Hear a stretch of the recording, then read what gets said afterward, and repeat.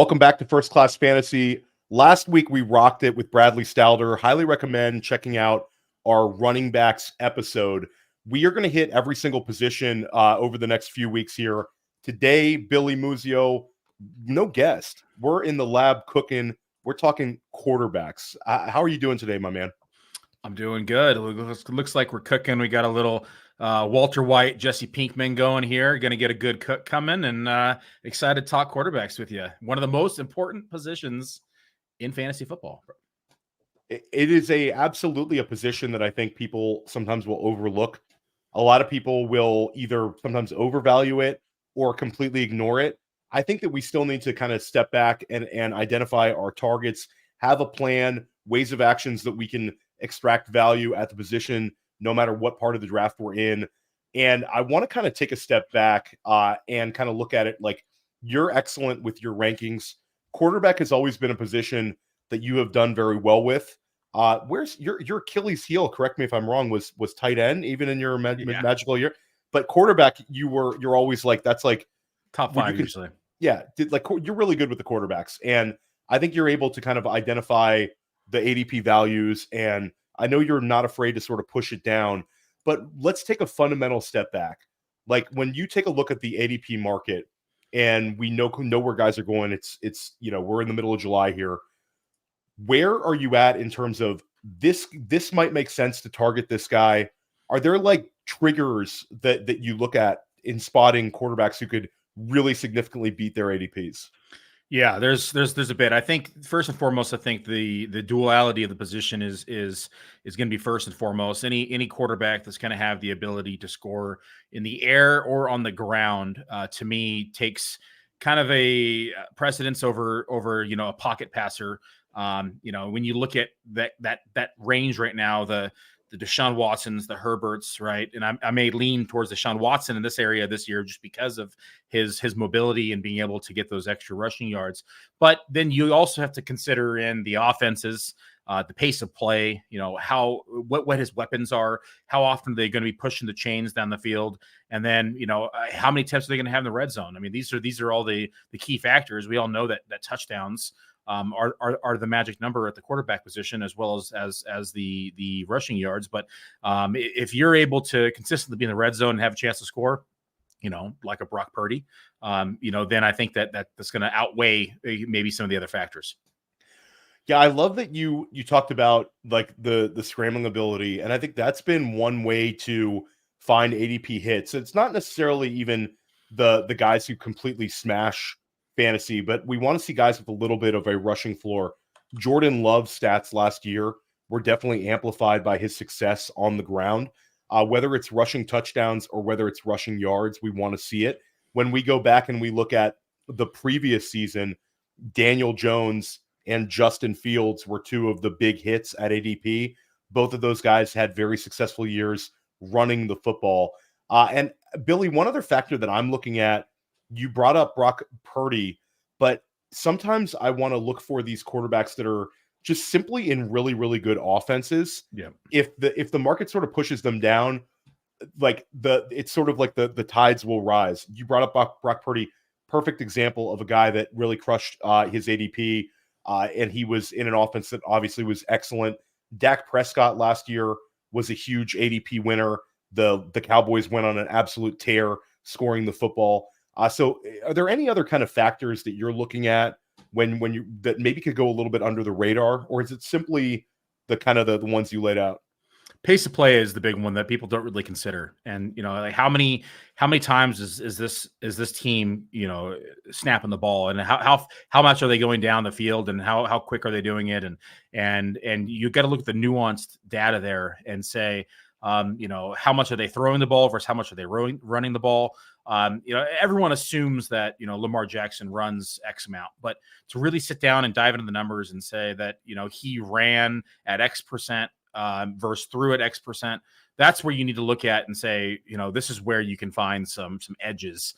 Because there's quarterbacks that have some sneaky rushing upside that you don't necessarily consider them to be a rushing quarterback, and like it's because they scramble, right? And so a name that comes to mind right off the top of my head without doing much of the prep here is, Patrick Mahomes. When you looked at his over and under every single week on rushing yards, it was always in that like 19 to 23 yard range. And it seems like he beat it like in the second quarter of every game.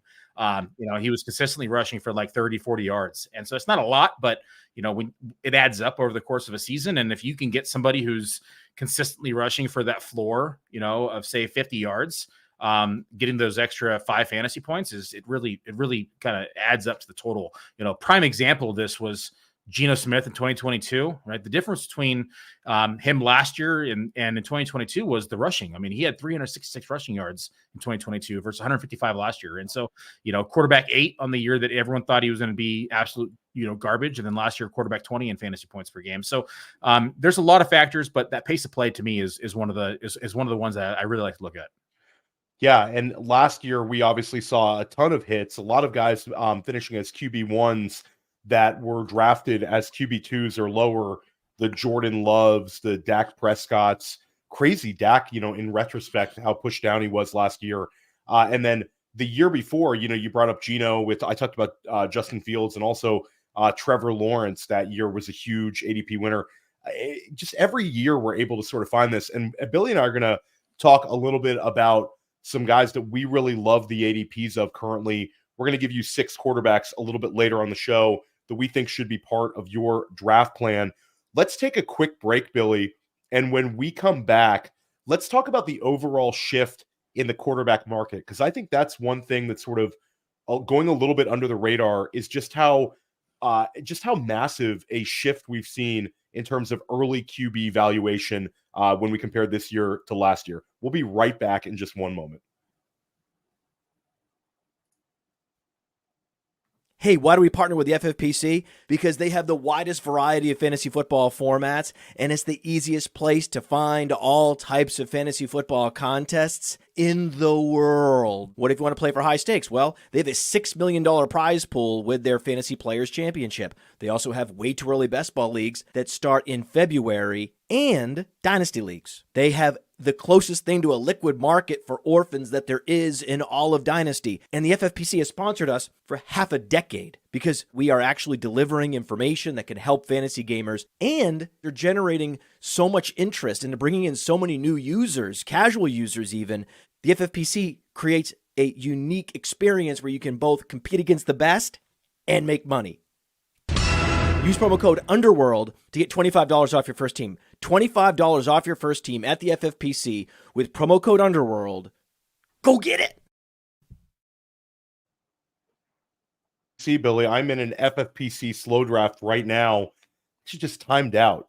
I usually try to do these 6-hour ones. I'm always in the 6-hour streets, but this week I'm like feeling a little loose. I'm like, I don't want to join a 6-hour. I joined a 2-hour, and I set my queue, but it's still like, things happen. You're working hard. You're grinding. I got Josh Palmer in like the 12th round, mid 12th, as like my wide receiver 5 for depth. Where are you at on Josh Palmer? You still bullish on him? Make me feel good about that pick. Oh, you know where I'm at with Josh Palmer. Yeah, I mean, I truly think he's going to be the wide receiver 1 on this team this year. It's a familiar face. It's a lot of uncertainty at the wide receiver position. They really didn't really add anything at the tight end position.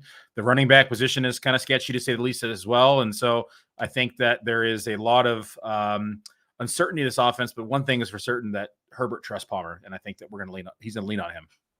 Yeah, I had Mike Leone on press coverage, a guy I know you respect a lot, and he's also on Josh Palmer as like one of his big targets, certainly for best ball, but he added that he thinks he's okay for redraft as well with that opportunity. And you know what's funny? I kind of dove into a Josh Palmer rabbit hole this week, and the guy is only 24. And it's sort of like you think about him as he hasn't been in the league that long, but it still seems odd that he's only 24 years old, and he's had like 2 seasons of like wide receiver 3 production, and he has no one around him, and a couple of players that are just young, like Ladd McConkey, Brendan Rice, like a lot of guys on that roster. So definitely we don't want to get off quarterbacks, but I just wanted to get your Josh Palmer opinion, make myself feel better about my amateur move of clocking out in a 2-hour slow.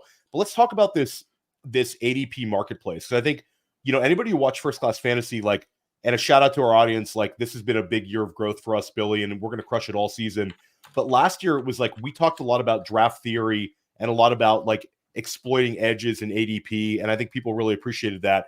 And one thing that's very interesting is looking at the 2023 ADPs. And I'm pulling this up from fantasymojo.com. Shout out to Darren Armani over there for running a great site. Highly recommend that site. But Patrick Mahomes, Jalen Hurts, Josh Allen, that sort of like tier of elite quarterbacks last year, those guys were going right at the 2-3 turn into the middle of the third round. So you had to basically use a top 30 pick to get those guys. Now, when we look at current ADP, the quarterbacks have gotten pushed down extremely hard. We're talking about fourth round before you have to even consider taking the QB1. And a lot of times the QB3 and QB4 might last up until like the 5-6 turn. So Billy, you're talking about a 20 spot drop in the overall quarterback ADP between QB1 this year and QB1 last year. And that doesn't even account for those one-off drafts you'd see where people would cram in like a Kelsey Mahomes, stack, and then you'd have to take Mahomes in round 2. It's wild to me that people are not talking about this.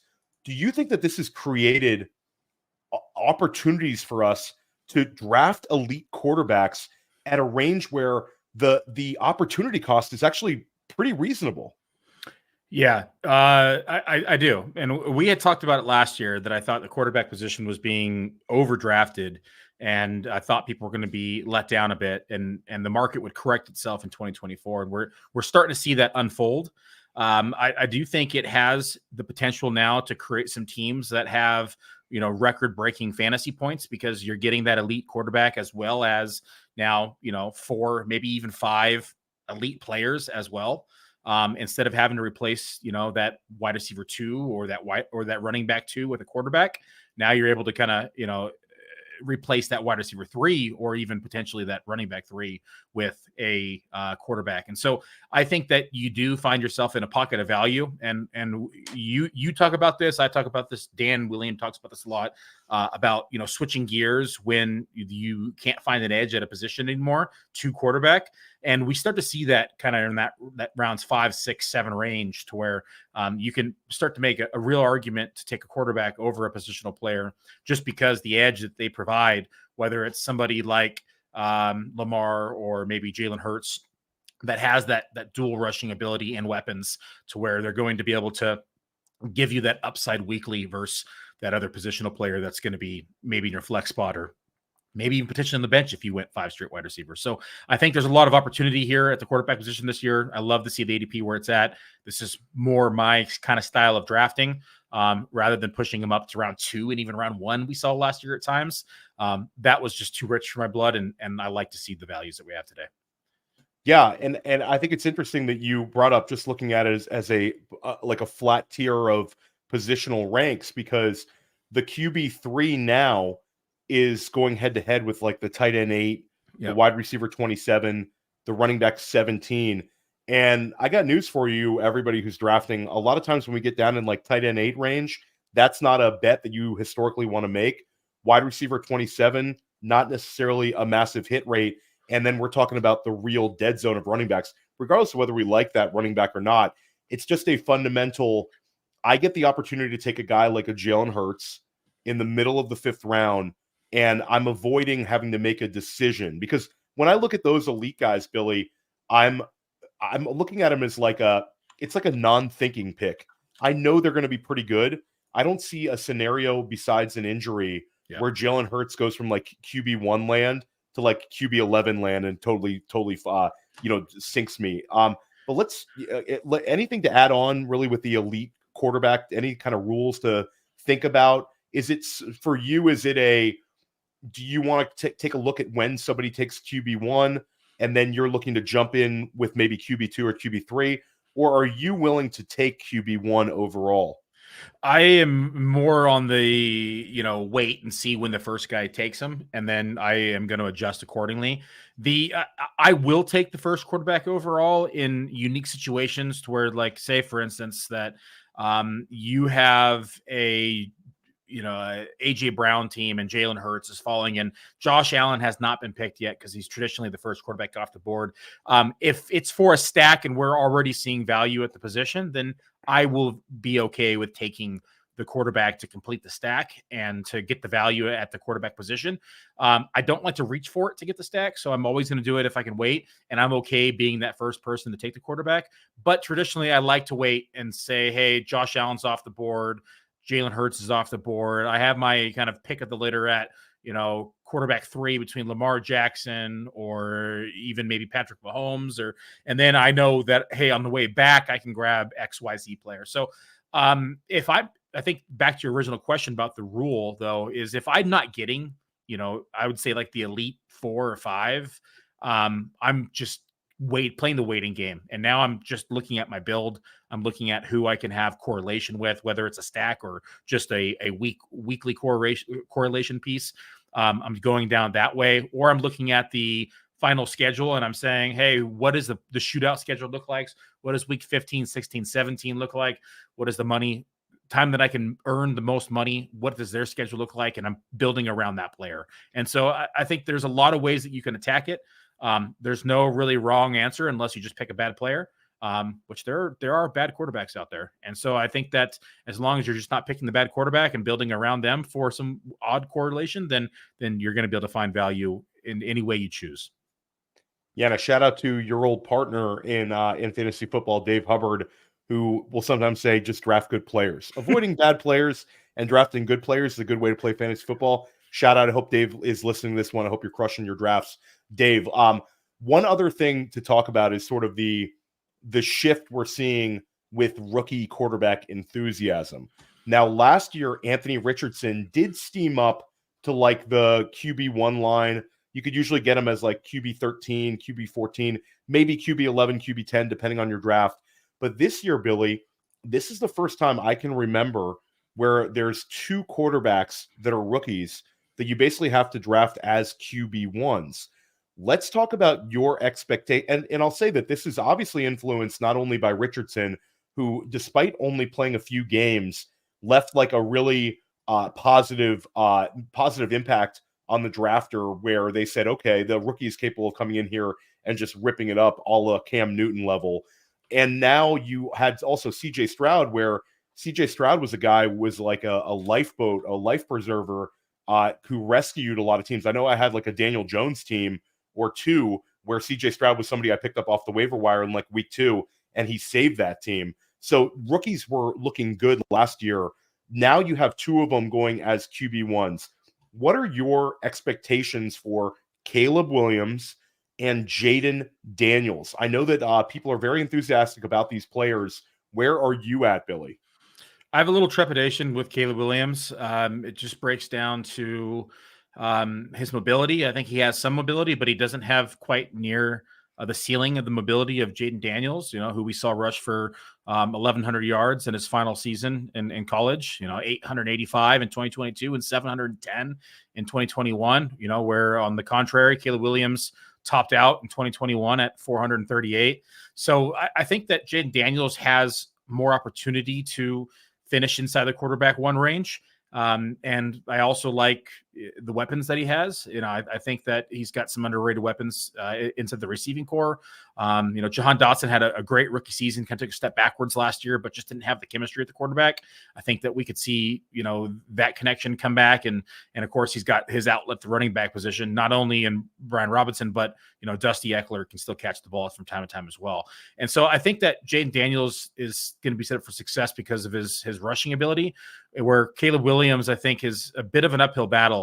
It's just even completion percentage. Jayden Daniels was higher completion percentage in 2023, and 2022 was over 68%, where we only saw Caleb Williams have over 68% in one season of his 3-year college career. So I'm down on Caleb Williams compared to most. I actually do not have him in quarterback 1 range. I have him as quarterback 15/16 inside the projections.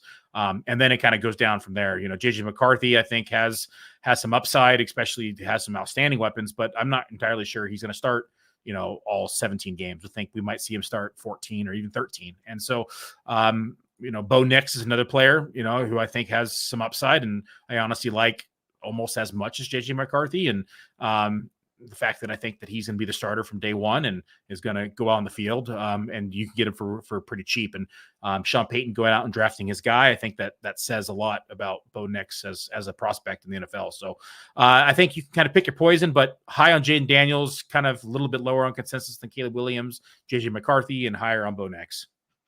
I'm probably a little bit more enthusiastic about Caleb Williams than you are. I can see sort of your trepidation, but I think that they're all in on this player. They're doing whatever they can to surround him with talent. You bring up the college stats, and not to get too into the weeds of college rosters, but Jayden Daniels was passing to Malik Neighbors and Brian Thomas Jr. and Caleb Williams, the receiver that we thought was going to be highly drafted in Rice, ends up being a 7th round pick. So the skill position players around Caleb were sort of heliumed up by the fact that they played with him, and they really weren't that good in the eyes of the NFL. So I think Caleb Williams has a little bit of a rushing upside. I think that the Chicago Bears are comfortable enough that their offensive line is going to be pretty good this year because they went with Rome Odunze over an offensive lineman in a draft where we saw so many first-round linemen that people are enthusiastic about. So I'll take a little bit of bold case. I'm completely with you on Daniels. We're going to talk about him later in the show. And Bo Nix, Billy, I agree with you. I think there's some smart people on Bo Nix. The vibes are really, really strong. There's a lot of the Denver media saying that he's sort of picking it up. And he's got that rushing upside. And, he's also played at Oregon. There is. The Oregon factor is definitely there. There's one more factor with Caleb Williams that I didn't mention. I mean, it's the fucking Bears. I mean, let's face it. It's never had a 4,000 yard quarterback. Never had 30 touchdown quarterback. These are stats that, I mean, can be beaten. They're not that high. But when you have a dysfunctional organization, sometimes things just don't work out. And I like that they've surrounded him with weapons, but let's face it, Keenan Allen is kind of a shell of himself. I mean, he still was productive, but he could tweak a hamstring or have a lower leg extremity at any given point in any part of the season. And then they're going to rely on Odunze. And then now you're, surrounded by weapons is now just got cut in the third, or by a third, I should say. And so I think that there's a lot of reasons to have a positive outlook on Caleb Williams, especially being the first, pick overall. But if history were to repeat itself, which is always does, I think he's got an uphill battle in year one. I like him better next year. I will tell you who the first Chicago Bears quarterback that's going to pass for 4,000 yards and the first one that's going to pass for 30 touchdowns is Caleb Williams. I'm just not going to guarantee it this year, but I'm going to guarantee it over the next few years. I think he's the real deal. Let's talk about, though, the market, Billy. Like we just talked about the rookies. The year two has been if you're looking to identify a few league-winning seasons, you go back in time and you talk about Patrick Mahomes in 2018, Lamar Jackson in 2019, year two, Jalen Hurts, who wasn't, as effective as Jackson or Mahomes, who were like QB1 overall MVP types. They're year two in the NFL. But Hurts took a massive step forward, was like a top 5 option and a massive ADP win. A lot of times, second-year QB can be cheat code when trying to find a guy who can break fantasy. But this year, you've got to pay for it. CJ Stroud and Anthony Richardson are top 6 ADP quarterbacks in every format. Whether you're in FFPC, whether you're on Underdog, those guys are being steamed up, and people are drafting them like they are going to challenge the Josh Allens and the Lamar Jacksons and the Patrick Mahomes. It's not even that much of a drop either, Billy. It's like the top 6 QBs costing you a lot right now. Do you think that the market is correctly pricing Stroud and Richardson? I do. I think that Stroud proved himself last year and also has talk about weapons. This was the hardest offense to project from a projection standpoint, with everybody they have at the wide receiver position and the running back position and the tight end position. So I think that one kind of speaks for itself. I don't need to kind of dive into Stroud too much. Anthony Richardson, I think if he could stay healthy, that's the only concern I have. He ran really hard last year and, put his body at risk and paid the price for it. If he can stay healthy, I think he has a chance to potentially be inside the top 5 at the position, and could be battling, Kyler Murray for that quarterback 4 or 5 spot, maybe even Lamar Jackson. But he's going to need to stay healthy. It just breaks down to, can he get into like that 63-64% completion range? Because we kind of saw what we expected out of him, sub 60% last year, 59.5 at the completion percent for passing. So he's going to need to kind of put it together a little bit better there as well. And they did add some weapons, so I think that he has a better opportunity to do so. So I think those two are priced appropriately. Bryce Young is kind of an interesting one because, didn't look the part last year, low completion percentage, 59.8, didn't really have much rushing upside, wasn't able to kind of put it together, didn't really look like the complete package or NFL ready at all in his rookie campaign.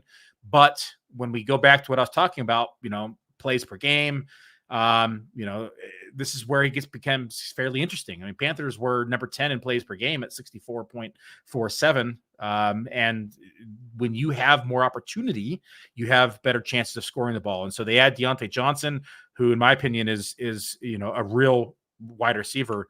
I know there's a lot of people who maybe aren't as high on Deontay Johnson, but if you look at his route tree and what he's able to accomplish, I think that he's definitely, a great receiver. And I think it's going to help Bryce Young quite a bit. So I think that I like Bryce Young a little bit more than ADP, but I can understand also the concern because how he looked last year, but I think that he could take a step forward. Yeah, interesting one. A few people have been on Bryce Young, Xavier Legette as well. So they're really put into the wide receiver position. And Dave Canales effect, the guy's been sort of a quarterback whisperer. Russell Wilson's best fantasy year with him, Geno Smith, Baker Mayfield. He's been sort of like a amplifier of lost causes at the QB spot. So keep an eye on Bryce Young. I'll say I agree with you. I think Anthony Richardson leads all quarterbacks in rushing touchdowns this year. I really think he's going to get there. And CJ Stroud is just awesome. CJ Stroud, the one thing about CJ Stroud is at QB6 price for Stroud, he's going to have to be near the NFL lead in touchdown passes, or he's going to have to take a step forward as a runner, which I think is something a little bit underrated because athletically he can do it. He never really was asked to do it, but it's sort of can he be an opportunistic scrambler at times this year as the game slows down for him? Because he's like a high level, like read the field type guy, rarely throws interceptions. Maybe the running lanes sort of become a little bit more apparent to him this year with all these elevated weapons at wide receiver. But one thing that's a little not really talked about as Anthony Richardson is just how solid the weapons are for him. Like stylistically, he's got Michael Pittman Jr., who we know is a very good wide receiver. You have Josh Downs, who set the Colts rookie record for receptions last year, really flashed at times. Adonai Mitchell, who's a next level athlete and a second round pick. And then wide receiver 4-wise is Alec Pierce, who's not a guy we're going to put in our fantasy lineup, but it's a guy who we would consider like a next level outside size speed guy. So there's weapons for both of those guys. I think they are appropriately priced. But let's talk about one player, Billy, that I think is interesting because the market with Justin Herbert is so low.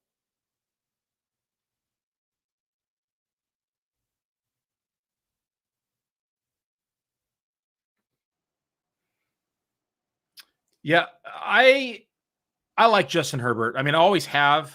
Again, another Oregon guy. But it breaks down to just the arm talent. I mean, he is an exceptional talent.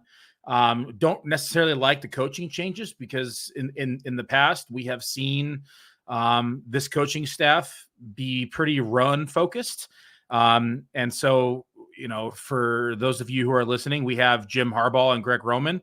And their times together with the San Francisco 49ers, it was a very run heavy offense. And we saw Greg Roman with anytime he's pretty much been an OC has been very run focused. So I don't necessarily think that the Chargers, though, have their running backs for them to really lean on the running game as much as they have in the past. I mean, Gus Edwards we kind of know what he is at his point in his career. Dobbins, has been a tantalizing player with injuries, and we've never really got to see the ceiling. But I wouldn't put my bet on him lasting a full season.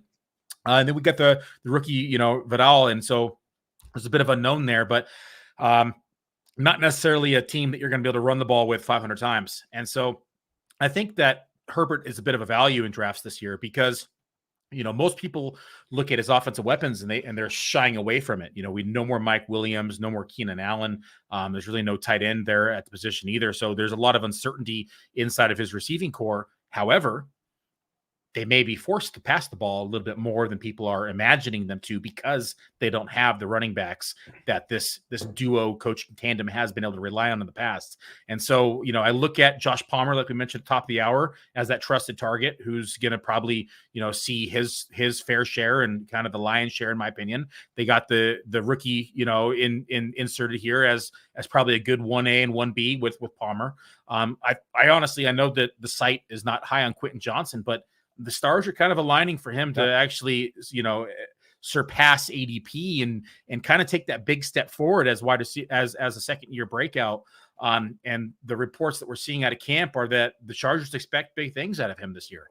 And so it's, maybe you look at, every year we talk about offenses that are outperforming ADP. Buccaneers last year were the prime example. The Chargers this year, I think, are probably one of the better candidates to be that offense that significantly outperform ADP because they have the quarterback to do it. They almost have to beat ADP because, like Justin Herbert, I think a lot of times the market pushes down the quarterbacks where we're not correlating them. Yeah. So Justin Herbert, like quarterback 17, if Justin Herbert stays healthy, he's going to finish better than quarterback 17. And maybe we see a little bit more rushing work out of him. Like his rookie year, he could run the ball a little bit. And then they sort of got away from it because they really didn't have to do it. And he had a satellite back like Austin Eckler. There might be an opportunity for Justin Herbert to set a career record for rushing touchdowns. It's not like a crazy high bar for him to cross. 3, but 5. Yeah, something like that, like a 5, like a Jordan Love type outcome in terms of the rushing production like last year. Like you can kind of see that in the wheelhouse. Herbert is definitely not a bad athlete. And when you come down to it, you bring up the wide receivers. Josh Palmer is sort of the elder statesman of the three, and he's 24 years old. So there's some unknown upside there. And running backs, one of them is going to beat ADP fairly easily. It's just a matter of which one is it. Yeah. Gus Edwards could beat his ADP quite easily. Vidal could as well.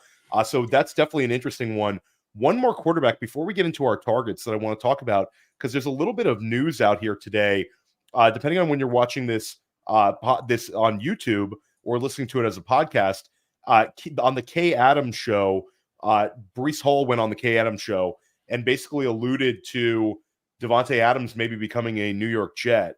Now, it's interesting, and I highly recommend you listen to the quote because the way that Breece Hall answered it makes it seem like the Jets players think they might be getting Davonte Adams. Like he was very cool in his response, and it was kind of shocking to hear this sort of honesty. But if Davonte Adams ends up being a New York Jet, what would be your expectations for Aaron Rodgers, who's obviously left for dead in terms of ADP because this is a guy that's old. He's 40 plus. He's got a low rushing upside, but he's QB 21. And Billy, he's like free in drafts. Like it's not even the gap between Rodgers at QB 21 and Deshaun Watson at QB 20 is like 2 rounds. Would you have any kind of hope for Aaron Rodgers, like in an offense with Davonte Adams, Garrett Wilson, Breece Hall, Tyler Conklin, Malachi Corley, and Mike Williams? There's some dudes right there if they're able to make that trade. Yeah, I think I like Aaron Rodgers pretty much every year, but I think he's a better NFL quarterback than he is a fantasy quarterback, just because he's not a guy that's going to take a lot of chances. He's not a guy that's going to really air it out. He plays pretty safe. I mean, he's got the best touchdown interception ratio in history for multiple seasons. And he's never been a guy that plays at a fast pace of play. When I talked about top of the hour about pace of play, You go back to his 2020 season, he ran at 1.88. You go back 2021, he ran at 1.84. You go back to 2022, he ran at 1.92. I mean, you're talking about quarterback 31, quarterback 32, quarterback number 30. You're talking about, bottom of the barrel NFL league in pace per play. And so he's been hyper efficient to offset that. But if we lose that efficiency, it's not going to be pretty with that low of pace of play. On the contrary, somebody like, Kyler Murray, who's been, 2.15, who's been at quarterback number 8. You have Lamar Jackson, who's been, at 2.03 or even higher, depending upon the season. And so these things matter at the quarterback position, and they matter when it comes down to fantasy scoring and for points. And again, we talk about opportunities and having the opportunity to succeed. If you're having more plays in a given game or even in a given drive, you have better opportunities to put up more fantasy points. Yeah, it's definitely an interesting one, and one we're going to monitor. That could be like the big fantasy news, the surprise potential of the summer. I mean, think about what that would do to several ADPs. Garrett Wilson's ADP would go down. Davonte Adams' ADP would go down. There's not like a whole lot of massive ADP winners, except for I think Brock Bowers would go to the moon with that sort of opportunity. But that's one maybe we'll talk about next week on First Class Fantasy if it goes down, or in a month if it goes down. Let's get into it here. Before we talk about our ADP targets, let's talk about maybe a quarterback you should avoid at ADP. Billy, when you look at the ADP landscape right now, who is a quarterback that's going to struggle to deliver on their, let's say, I'll backtrack it. We'll make this a QB finish as well. So you can take it with QB ADP or QB overall finish in the positional rankings. Who would be a quarterback who you think is going to struggle to deliver? I don't necessarily think they're going to struggle to deliver, but I think that they are hard pressed to finish at their ADP. And it's kind of piggybacking off of what Pat Fitzmaurice said on the podcast, and I gave him shit for it a couple of weeks ago. But there's a lot of statistical data to support it, and it's Josh Allen, who's being drafted as the quarterback 1 right now. I'm not saying that he's not an elite quarterback. He is an elite quarterback. I'm just don't think he's going to be the quarterback 1.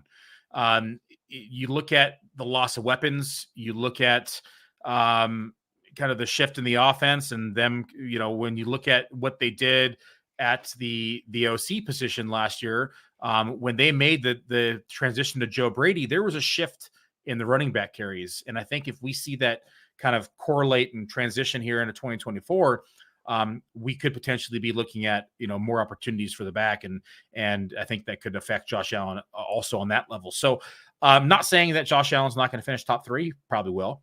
He's got the rushing upside. He's a big quarterback. He slings the ball. He takes chances. But finishing quarterback 1 again, I think, probably it's possible, definitely possible. But I would say that he's more than likely going to finish top 3 or 4 than number 1. So take your chances and grab somebody else who's going 2, 3, or 4, and you have a chance at outperforming the position. Yeah, I think that's an interesting one with Josh Allen.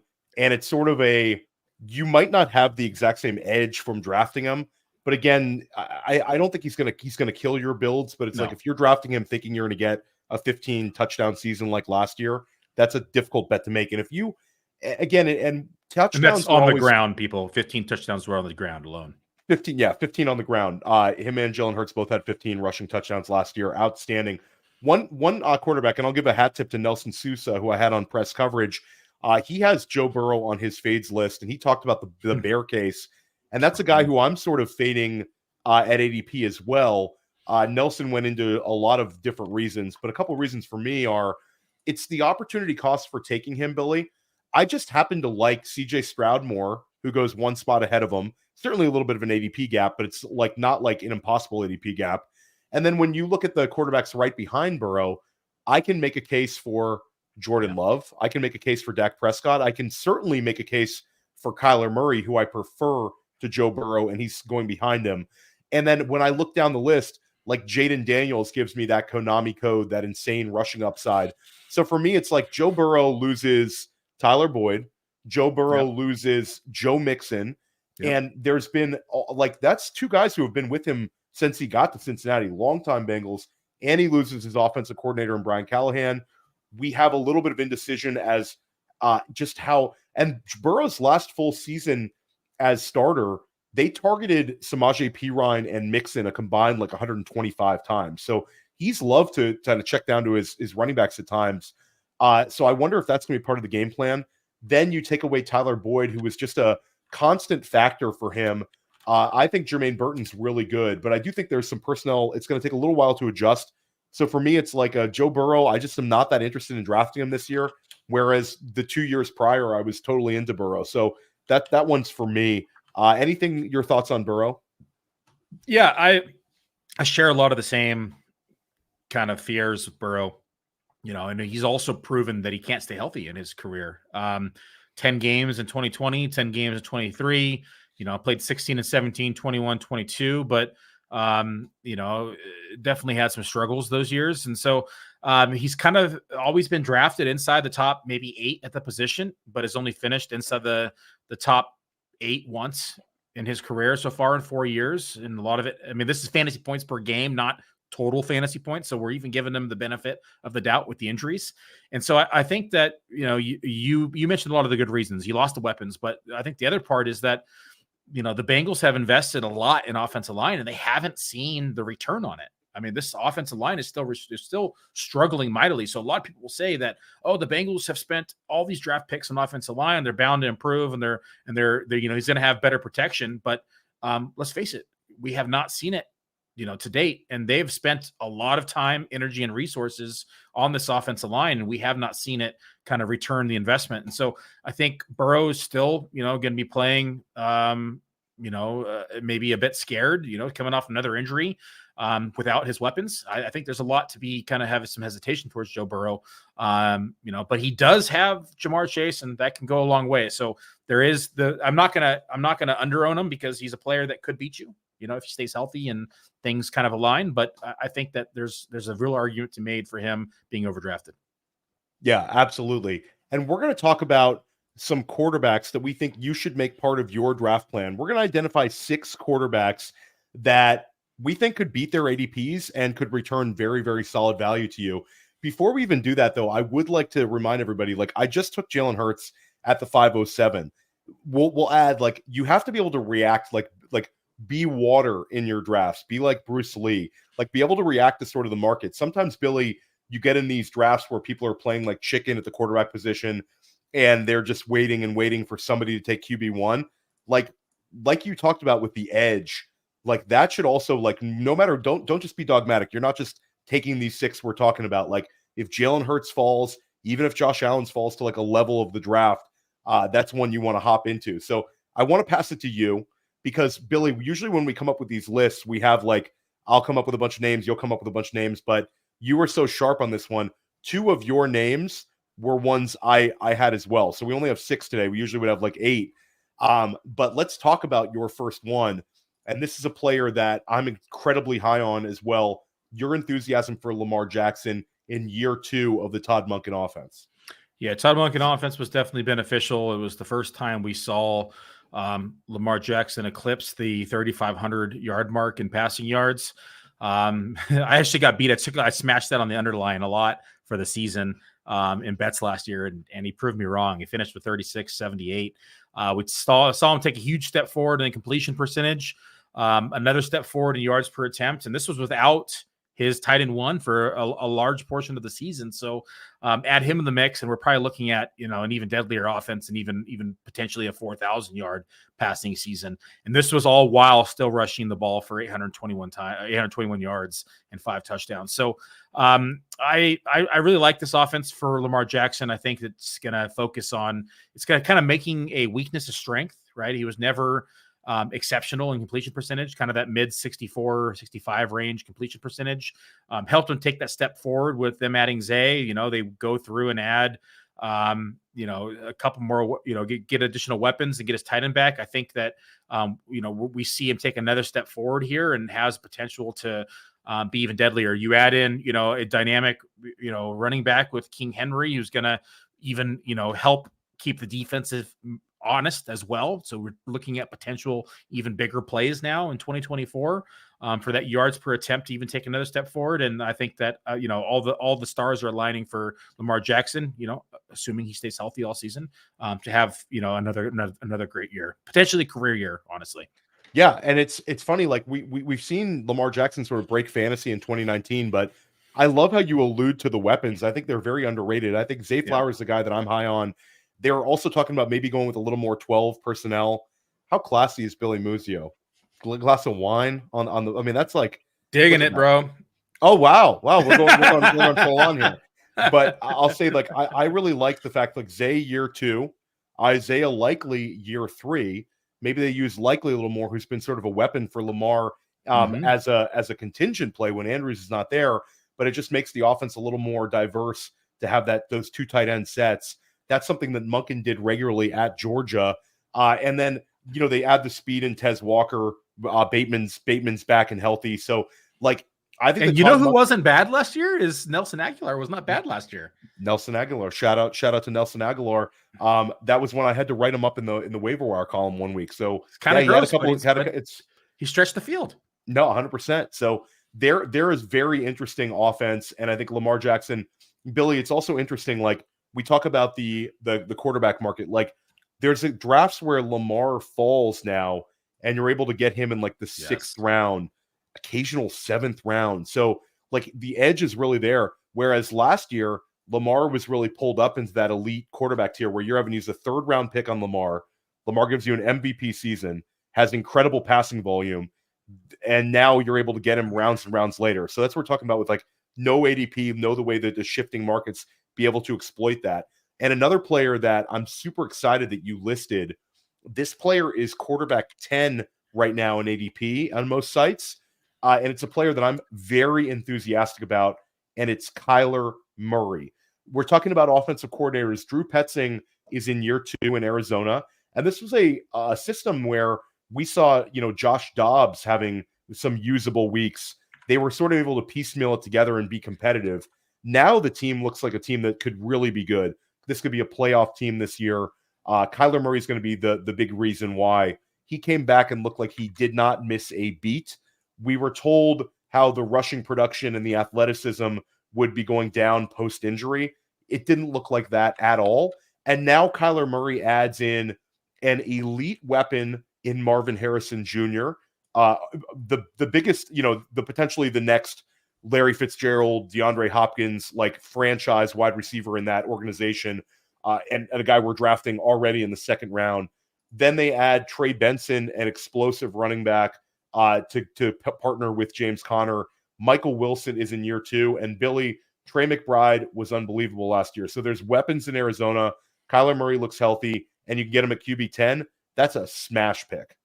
It is a smash pick. He's my most owned quarterback right now in underdog drafts.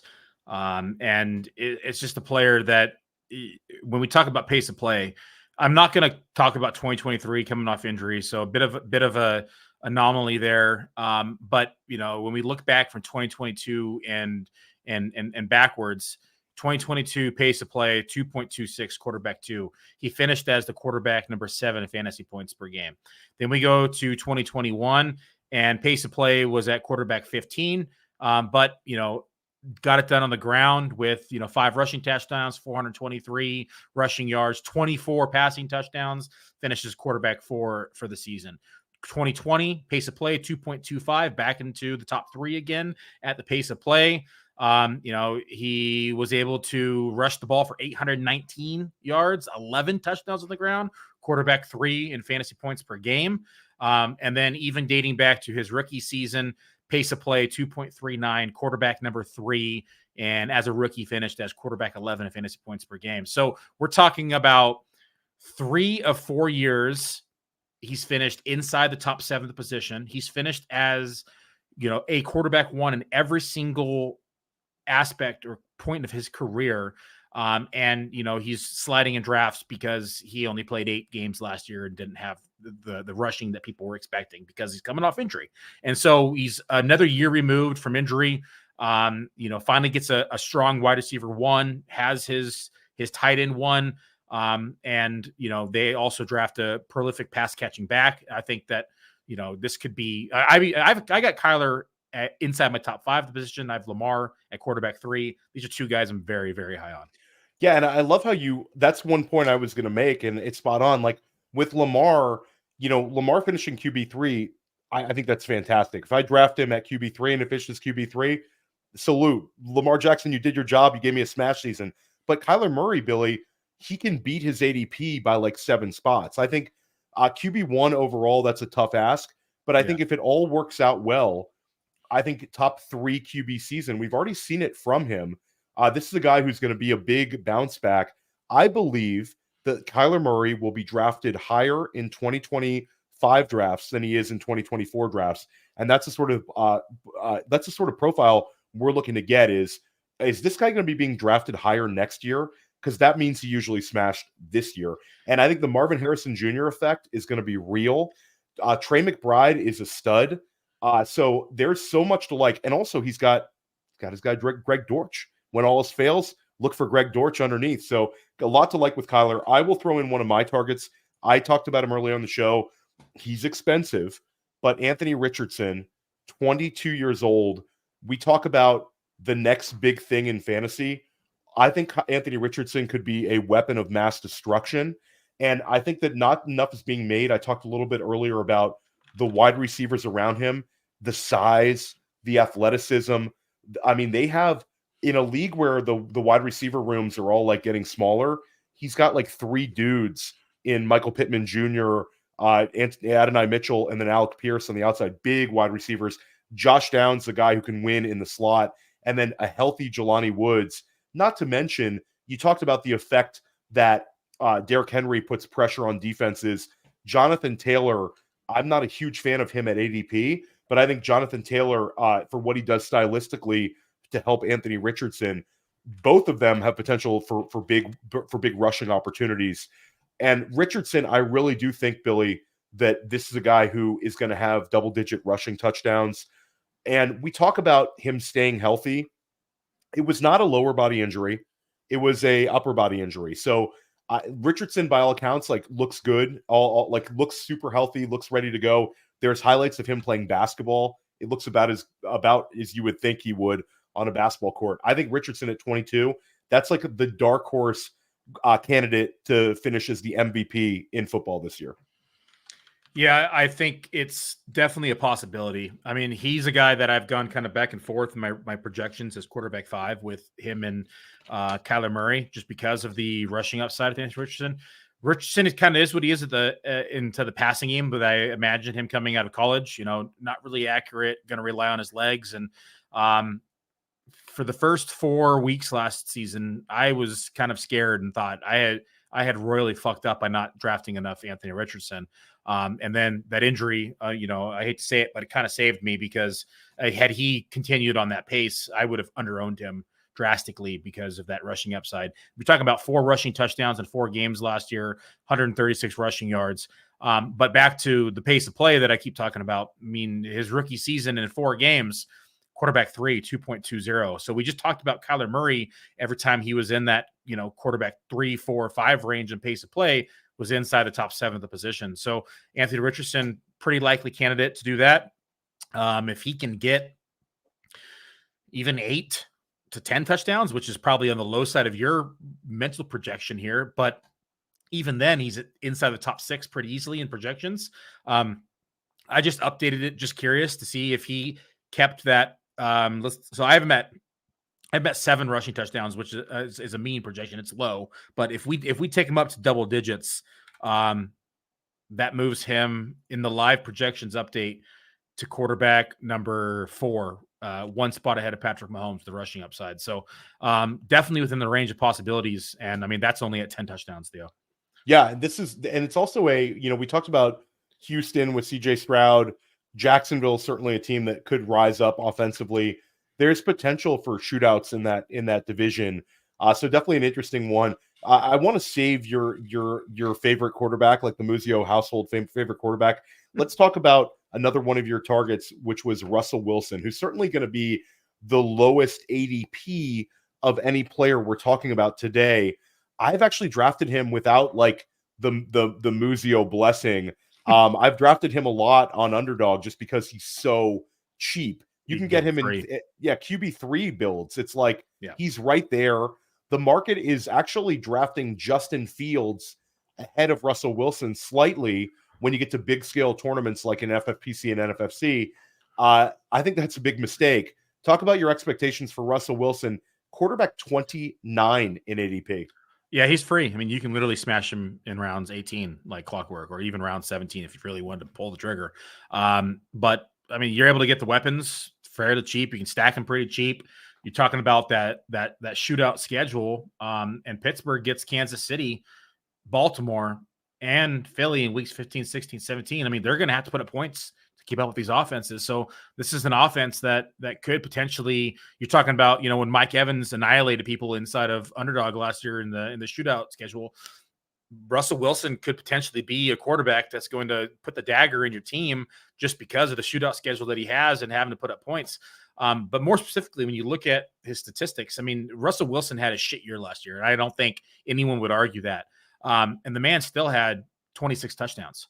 The year before, another bad year, and he still had, 16 touchdowns, 3 on the ground, and still finished as quarterback 18 fantasy points per game. Last year, a year that everyone would say Russell Wilson probably had his worst outcome and possibility, and he was still quarterback 12 in fantasy points per game. He gets inserted into a new scenario with a team that he has statistically annihilated in games. They give him some weapons. They go out and draft another receiver. We have seen them in the past, really kind of hit at drafting wide receivers. They also have Pat Freiermuth at the tight end position. They got 2 very capable backs that can catch the ball and also succeed in short yardage. I'm saying that Russell Wilson's being underdrafted, and I'm not saying he's going to finish inside the top 12 or 15th position, but he has every opportunity to. And I don't think that Justin Fields is even going to see the field outside of maybe packages like you see Taysom Hill come in and creative plays. I think that it's 100% Russell Wilson's job. I think that they drafted both of them just in case, not drafted, but added both of them to the team just in case. And I mean, I think that the news backs it up. Did you see that for a while? I think it's been a month or so. They talked about putting Fields at kick return. Yeah, you're not going to fucking put a quarterback that you plan on starting as a kick returner. It's not happening. And so if that didn't there's the mention of that, it's like Russell Wilson starting 17 games, in my opinion, as long as he's healthy. A maniac like Arthur Smith is one of the rare people who can get Billy Muzio to just drop an F-bomb when talking about it. Gets you that fired up. The Steelers putting Justin Fields at kick returner, it's sort of like it's like the Antonio Gibson having to be used as a returner, but like on steroids. Like, what are you doing? You're not going to actually use this guy in returner. Like, what are you trying to prove here? Like, imagine. He's trying to prove. He's trying to prove Russell Wilson's his quarterback. There you go. There you go. There you go. And I think it's sort of this is always like sort of an edge that we've talked about, Billy, with looking at sort of beat up offenses where we've like Baker Mayfield last year, Geno Smith the year before. We've now had 2 seasons in a row where a quarterback drafted outside of QB2 land has finished as a QB1. Certainly you saw it more with Geno in terms of the impact to your fantasy team, but Baker Mayfield was a guy you could have used in some spot starts last year. So I think like there's going to be one this year that's being drafted outside of QB2 land that finishes as QB1. Russell Wilson could absolutely be that player. And the offense, it's interesting because we really like George Pickens. I know I do. And Pat Freiermuth is healthy. You have Jalen Warren, Najee Harris in the backfield. And that offensive line is going to be really, really good. We also talked about how we think Baltimore is going to be scoring a ton of points. Cleveland has a new offensive coordinator this year.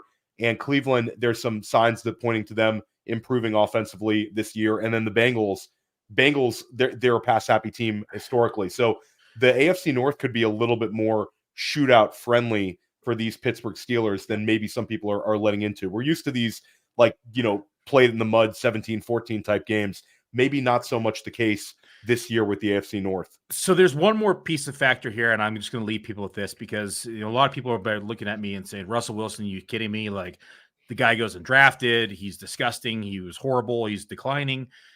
Cost benefit analysis. And for those business owners out there, and even people who just, who utilize this in life, it's a very valuable tool, especially in fantasy football. And what it is a systematic method of quantifying and then comparing the cost to the total expected value or reward of that given situation. And in the cost benefit analysis of Russell Wilson, we're talking about free at draft, round 17, round 18, quarterback 29, I think is what you said. Yeah. The cost value analysis is that he has almost every opportunity to outperform that. And at the very least, if he is at quarterback 29 or worse, what did it cost you? Absolutely nothing.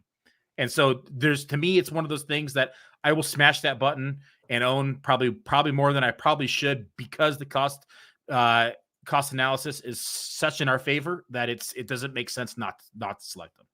Yeah. And even if you don't like Billy's recommendation of Russell Wilson, try to mentally gymnastics make a argument against taking some of him in best ball, especially in large scale fields where, like, I'm taking him as a QB3. A lot of times, Billy, that QB3 you take on like an underdog build, how many starts do you realistically have to squeeze out of the QB3 in your build? If Russell Wilson gives me 4 starts, that's a win in that sort of build. So I'm with you there. I'm going to save your guy for the end. I'm going to go back to a guy that I put on the list, and it's Jayden Daniels. We talked about Jayden Daniels earlier in the show. A couple other things about Jayden Daniels, like the accuracy of Daniels. Billy talked about that last year, and certainly the weapons are really good at LSU. Both those guys were first-round picks in the NFL draft, but he had a 69.1% adjusted completion percentage on passes over 20 yards. So he's not only accurate, but he's accurate downfield. The guy had a near perfect QB rating when you looked at like when you look at like his QB rating in college, whether it's PFF or wherever you're looking at for your statistics, he was nearly perfect. 2,000 combined rushing yards over the last 2 years at LSU. I mean, almost silly video game like stats. And then he lands in Washington. And Billy, who was running the offenses? Who was the coach in Arizona during all of those successful Kyler Murray seasons? Kingsbury. And Kingsbury, I think, is a guy that we're not going to sit here telling you Kingsbury's some genius, but he's not a guy that got in the way of an elite level two-way quarterback. If anything, he got a lot out of him. So I think that the Kingsbury, this is a big moment for Cliff Kingsbury to kind of resurrect his coaching career. This is a guy where I think 2 years from now, he might be back as a head coach in the NFL or at a top-notch college football program, because I think he's going to do very well with this Washington offense. There's nothing but positive vibes in Washington about Jayden Daniels, whether it's the media, whether it's the players. Terry McLaurin is there. They have Jahan Dotson, was a first-round pick. Then you add in McCaffrey and Ben Sinnott, Zach Ertz as an older tight end. And then, Brian Robinson and Austin Eckler out of the backfield, you could do worse than that. So Jayden Daniels, I think, has a chance to lead the NFL in rushing yardage at the quarterback position. As enthusiastic as I am on Anthony Richardson, I think if you miss out on the tier of quarterbacks that you like, you can wait and take Jayden Daniels at like QB 11, QB 12, and kind of build your team from there. I think he's sort of the stopgap for me. And in some drafts, I've made him like the target of the build. So Jayden Daniels, to me, I think he's going to have a big-time season. I think he's an excellent asset in Dynasty, but I think he's a very underrated one in redraft. Yeah, in my opinion, I think the best comparable player to him is Lamar Jackson. And we just talked about how much we like Lamar Jackson, but that's the type of upside that he has as a quarterback. And I agree with everything you said. And I think that Kingsbury is honestly one of the best offensive coordinators for him to have in his rookie campaign. And Billy, one other interesting thing, I'm glad you brought up Lamar, because I think a lot of the Jayden Daniels bear market is he's super skinny. He takes big hits. This is not a profile we want to bet on. We've been burned on this before, with guys like this getting hurt. But he's actually heavier than current Lamar Jackson. Current Lamar Jackson during 2019 looked all beefed up. Now he's like, these guys kind of get slimmer when they've been in the league for a little while, kind of shedding weight, trying to keep a little less tread on the tires kind of deal. Like, he's heavier than current Lamar. So I think that Jayden Daniels is a little more durable than people give credit to. So Billy, we got to save the best for last year, man. Make a bold argument for the 49ers own Brock Purdy, who I think is a polarizing player in terms of analysts. Some people view him as a big time talent. Others view him as just a guy who's in a fantastic situation. Any way you cut it, last year he crushed his ADP. Is he going to beat his ADP this year? Yes. End of story. Done. Plain and simple. No. Well, that's the show, everyone. Billy, talk about your boy. Talk about your boy. So the one thing that has me a little scared, I'm going to start with the negative first, just because that's what I like to do. But the pace of play for the San Francisco 49ers only at a 1.95. Purdy was quarterback 31. So there is a bit of hesitation on that regard. However, everybody knows that this San Francisco 49ers offense is hyper efficient. Touchdown rate last year, Brock Purdy over 7%, number 3 in the league. Yards per attempt, 9.6, which was quarterback number 1. People say that's unrepeatable. Well, he was 8.1. They also said that was unrepeatable in 2022. You talk about his, fantasy points per dropback. You're talking about, 0.65, which is quarterback number 3. You're talking about red zone completion percentage, when the pressure's on, 70.4%, which is quarterback number 2. Play action, because he's got the best running back in football with Christian McCaffrey. No biases over here in the Niner household, but 69.2%, which was quarterback number 1. I can go on all these statistics, but this is one that people don't really think of. Everyone's thing with Brock Purdy doesn't have the arm strength, doesn't have the strength, Billy. He can't complete a deep ball. He doesn't attack the ball down the field. Do you want to know where he was at without looking it up, Theo, right now for Brock Purdy and deep ball completion percentage amongst all quarterbacks? I would love to know. Random guess. Just throw a guess out. Top 12? I'll say 11th. Number 1. Number 55. 1. There you go. So and it goes back to the offense, and it's because of, it's a system. It's the West Coast offense. And so I'm fine. It's systematic. System quarterbacks are completely fine in my book. Brock Purdy fits the system. When you have a quarterback who can perform in a system that is designed to help quarterbacks succeed, I'm all for it. And Brock Purdy is that player. He may not be the best talent in the world, but he succeeds in the system, and I think he's going to outperform ADP again. Yeah, I think it's interesting, Billy. And also there was a sort of a lack of pass attempts, where if the season sort of doesn't go as perfectly for San Francisco, you talked about the deep ball accuracy, Brandon Ayuk, plus the fact that he's got Deebo Samuel and George Kittle who can just dominate with Yak. And then you add in sort of the X factor that they have another first round wide receiver there. So whether you're a Ricky Pearsall fan or not, certainly we think that this is they've elevated the wide receiver position in San Francisco. So I think it's definitely, when you talk about the cost of Purdy, he's QB 12, and the guy delivered last year sort of beat that. We love the weapons, and we think that this is a guy that has a little bit of potential growth. So like I talked about with a Jayden Daniels, you can wait on Purdy because there's certain drafts where he's going off the board like QB 14, and you're able to start your build at quarterback in like round 11, round 12. So that's gives you another edge where you can actually go sort of almost late quarterback with Purdy. Very interesting one. We had a rankers roundtable, and it was me and a couple other, well-known rankers in the industry. We sat around and kind of compared rankings, and just to talk about where we had players, look for anybody who was maybe out of place in any of our projections. And do you want to know where I had Purdy amongst all these other rankers? Well, I'm sure you had him high. You had him ranked higher than any of these guys. I had him the lowest. Oh, and I was quarterback 9. Well, there you go. So, some people had him as quarterback 6. Some people had him as quarterback 7. And you look at the statistics. If you were to rank him just off the statistics alone, he should be inside the top 6. We have to consider, though, there's the chance for regression. There's a chance for, Ayuk to leave. There's a chance for the efficiency not to match the pace of play.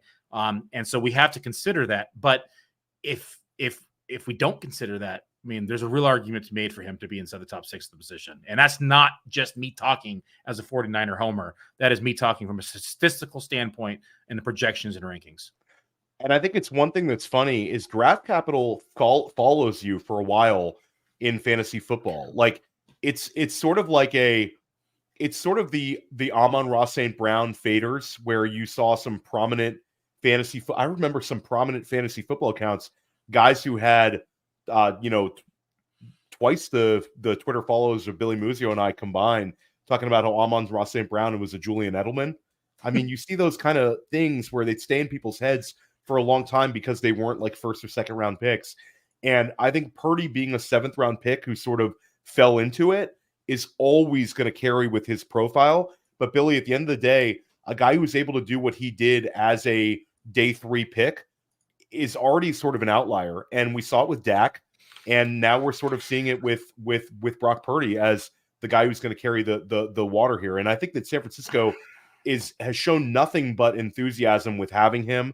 I'm all for it. I think this is interesting that you put him as one of the main ADP targets, and it's a little on brand for you as a 49ers fan, but analytically speaking, I think it makes a ton of sense.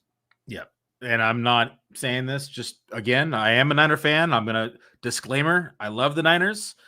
And I liked Purdy as like as a character person rather than just as a statistical person from his rookie campaign. But I've talked about this in years past, but I've got to talk about it again. When we saw press conferences of him in kind of that breakout mode where people thought it was just, an anomaly, he wasn't going to continue to do it.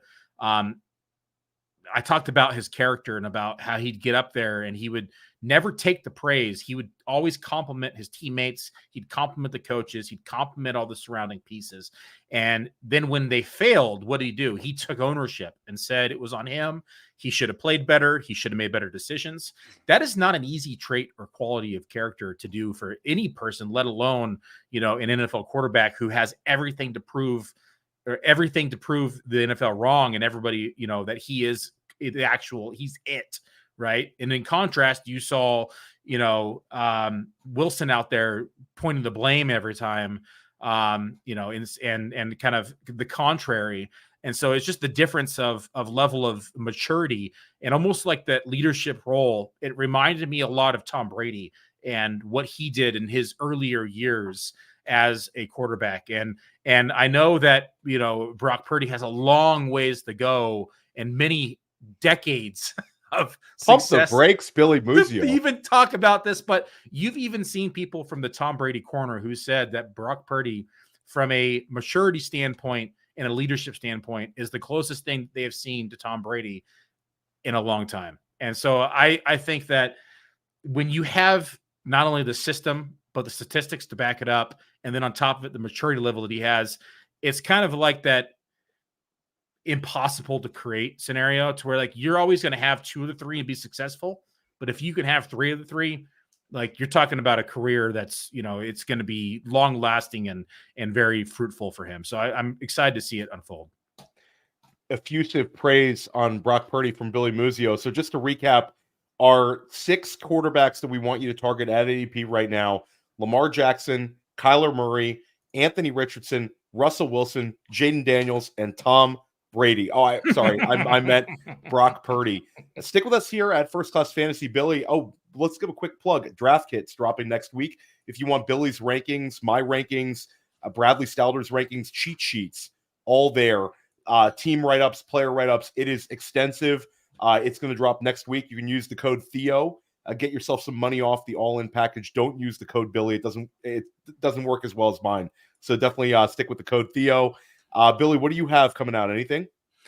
Just podcast with you, man, doing the projections and rankings and updates. I mean, quietly working on, the background and our new platform we're launching here, hopefully very soon. It's getting awfully close and it's kind of taking up the bulk of our time, but it's something that's very, very, very exciting. And that's where I've been kind of hiding and lurking in the shadows. But outside that, most of my job can be done in the shadows, Theo. And I just hop on a podcast with you and drink wine every now and then. That's right. And look for us next week. We still have to cover running backs. We're still going to cover tight ends. We're going to be covering a lot of draft theory, roster construction. We're going to help you win in fantasy. Stick with First Class Fantasy every week this summer, and you're going to crush it in 2024. Hey, I want to thank you for being part of this broadcast. If you have any thoughts on it, leave a comment. If you enjoyed it, make sure you leave a like. And if you want to see more shows on the Player Profiler channel, subscribe to it. That's how we know you want more.